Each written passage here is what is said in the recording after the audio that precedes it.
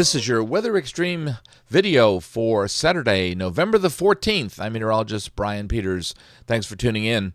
The upper atmosphere has a trough over New England, and that trough over and along the East Coast is helping to generate some rather chilly weather across the southeastern U.S.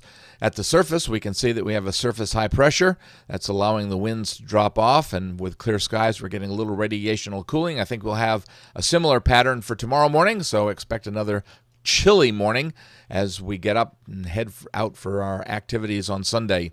Temperatures across the central and north Alabama generally ranging from the mid-20s to the mid-30s across the area. So there's a good deal of frost, and our skywatcher at Black Creek reported that he has been below freezing since 9 p.m. last night, so a pretty heavy cold down for that area. Across the southeastern U.S., all these dark blue and medium blue colors represent some frost and freeze advisories that are in effect for the areas. I suspect we'll see much the same for tonight and into Sunday morning.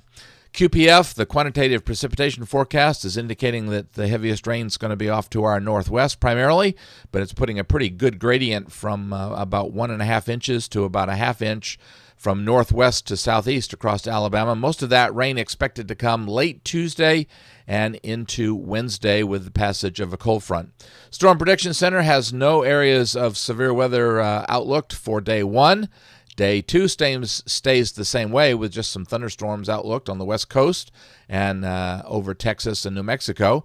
Day three, however, which is Monday, as we begin to watch this development of this next system, shows a large slight risk area encompassing nearly all of Oklahoma and a large section of central Texas, including the Panhandle area, places like San Antonio, Dallas, Fort Worth, Amarillo, Oklahoma City.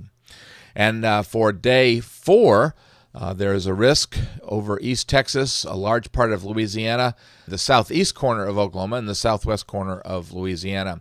On day five, it looks like we'll probably not see any severe weather, but we'll show you why we think that. And the tropical season is winding down. We still got a couple of weeks left in the Atlantic hurricane season till the end of November, but it looks like things are quiet. All right, let's get to some modeling this morning, and there's a look at the surface pattern for today.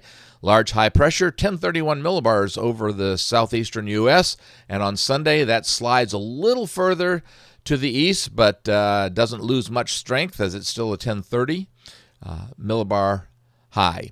By the time we get out to Monday, however, the high has migrated a little further to the east and northeast.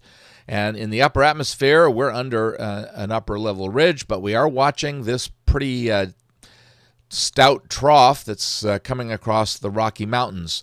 That trough closes off and begins to move out into the Central Plains on Tuesday, and so that will be generating a surface low over and just to the, over Kansas and Nebraska, with a cold front trailing down into East Texas.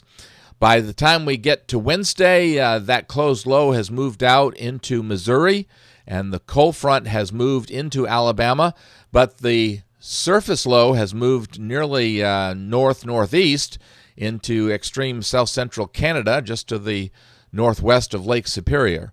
So it does look like the dynamics with this system are going to be much further north. However, there is a little bit of cape, and that is the GFS is suggesting around midnight on early Wednesday morning, late Tuesday night or early Wednesday morning, that we will have cape values on the order of below about 400 to 500 across the southeastern U.S. and central Alabama.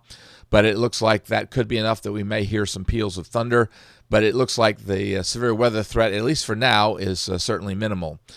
The trough moves on, rotates on into eastern Canada, and as it does, it drags that cold front over to the east coast, and we clear out. However, this system's not going to be nearly as cold as the current system that we're having because we stay pretty much under southwesterly flow. This is the upper air pattern for Friday, and the primary trough well to our north, so we're staying under southwesterly flow. So while we'll cool down due to the surface features.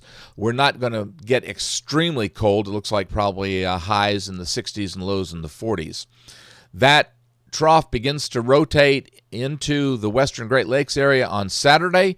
So once again, that will be causing some situation for that area. But for us, it looks like we stay under southwesterly flow. So it looks like for now, should keep us fairly dry as we head into Saturday.